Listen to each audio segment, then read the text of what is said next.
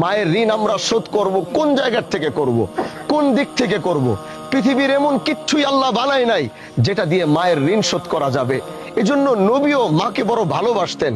তিনি একদিকে বাবাকে যেমন হারিয়েছিলেন, আরেকদিকে মায়ের আদরটা যখন পাবে, অসহায় মা, টাকা ছিল না, পয়সা ছিল না, মুহাম্মদকে কিভাবে দুধ খাওয়াবে, মুহাম্মদকে কিভাবে লালন করবে, দিয়ে দিয়েছিলেন মা হালিমার কাছে।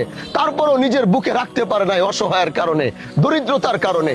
তারপরও যখন ফিরে আসলো, ফিরে আসার পরে যখন আব্দুল্লাহর মায়ের দুনম আদর যখন তিনি পাবে, তখনই তার মাও আল্লাহ নবীর থেকে বিদায় নিয়েছিল। এজন্য নবী বলতেন, কাশ যদি আমার মা বেঁচে থাকতো, আর আমি যদি ফরজ নামাজে আল্লাহু আকবার বলে দাঁড়িয়েছি, আর আমার মা যদি পিছন থেকে ডাক দিত, ও মুহাম্মদ, আল্লাহ নবী বলতে, আমি নামাজটা ছেড়ে পিছনের দিকে তাকিয়ে বলতাম, ও মা, তোমার সন্তান তোমার বুকে হাজির। এর নামই তো মা। এজন্য ভাই, আজকে এই সন্তান জানে সে কি হারিয়েছে। আজকে ওই মানুষটা বিদায় নিয়েছে যে রাত জেগে তার জন্য দোয়া করত।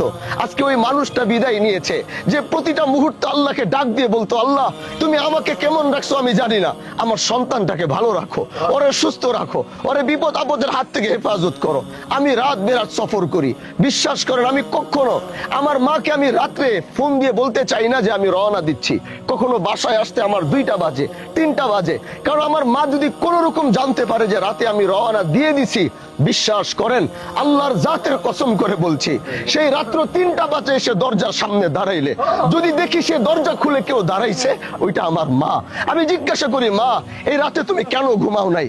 তোমার তো ঘুমানো দরকার, তুমি ডায়াবেটিসের রোগী, তুমি প্রেসারের রোগী, তোমার হার্টের সমস্যা, তোমার তো রাতে ঘুমানো দরকার। আমার মা আমাকে কি বলে জানেন? শুধু আমার মা না, প্রতিটা পৃথিবীর প্রতিটা মার কথাই এটা। আমাকে বলে, বাবা, যখন আমি শুনছি তুমি রওনা দিয়েছো, তুমি রাস্তায় আছো, কুয়াশা আছে, কেমন আছো, ড্রাইভার ঘুমায় যাচ্ছে কিনা, আমি বারবার বিছানায় গিয়ে ঘুমানোর চেষ্টা করেছি, ঘুমাতে পারিনি। একবার ডান কাত, একবার বাম কাত, আরেকবার সোজা হয়ে আসমানের দিকে তাকিয়ে বলেছি, আল্লাহ আমার সন্তানটাকে সহি সালামত বাসায় আনো।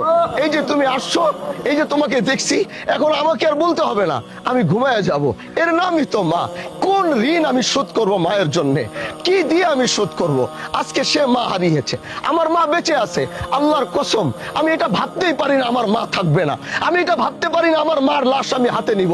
আমি এটা ভাবতে, কল্পনার ভিতরে আনতে পারি না আমি আমার মাকে কবরে নামাবো। এজন্য যার এখনো মা বেঁচে আছে, আজ তোমাদেরকে দাঁড়িয়ে বলতে চাই, মার জন্য একটু সময় আমাদের হয় না। আমরা দৌড়াচ্ছি এখানে, হুন্ডা নিয়ে সেখানে, নেতার পিছনে, সেটার পিছনে, ব্যবসার পিছনে। কখনো মার তো মনে চায় আমার সন্তান আমার পাশে বসে এক লুকমা ভাত খাবে। কত দেখেছি মারা সারাদিন খাবার নিয়ে বসে আছে, একটা বেলা শুধু সন্তানের সাথে একবেলা খাওয়ার জন্য।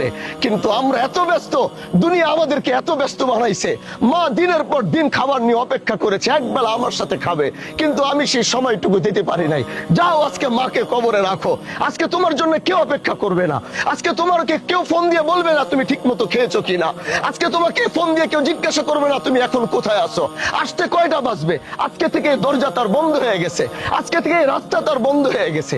এজন্য যাদের মা বেঁচে আছে, ও কলিজার টুকরা যুবক সন্তানেরা, তোমাদেরকে বলতে চাই, মার শেষ নিঃশ্বাস পর্যন্ত মার দোয়াটা নাও। আমি দেখেছি, আমি মাদ্রাসার বাচ্চাগুলাকে দেখেছি, মাঝে মাঝে ওদের পিছনে দাঁড়িয়ে আমার শুনতে ইচ্ছা করে, এরা এত কান্না করে কেন, পিছনে কান দিয়ে লাগিয়ে শুনতাম। তারা চোখের পানি ছেড়ে শুধু এই দোয়া করে, আল্লাহ আমার মাকে মাফ করে দাও, আমার বাবাকে মাফ করে দাও। আজ আমাদের মা বেঁচে আছে, মায়ের এই নিয়ামত যতদিন বেঁচে আছে এই রহমতটাকে কাজে লাগাও। একমাত্র একই ব্যক্তি যার দোয়া আল্লাহ কোনোদিন ফেরত দিবে না, যার চোখের পানি আল্লাহ কোনোদিন ফেরত দিবে না। এজন্য জীবনের প্রতিটা মুহূর্ত মার জন্য বাসায় আসছি, 2টা আপেল কিনে এনে মার হাতে বলি, মা আমার মন চাইছে আসার সময় আমি তোমাকে আপেলটা খাওয়াবো, তুমি আমার সামনে বসে আপেলটা খাও। এর থেকে বেশি মা তোমার কাছে কি চায়? এর থেকে বেশি আর কি চাওয়া আছে?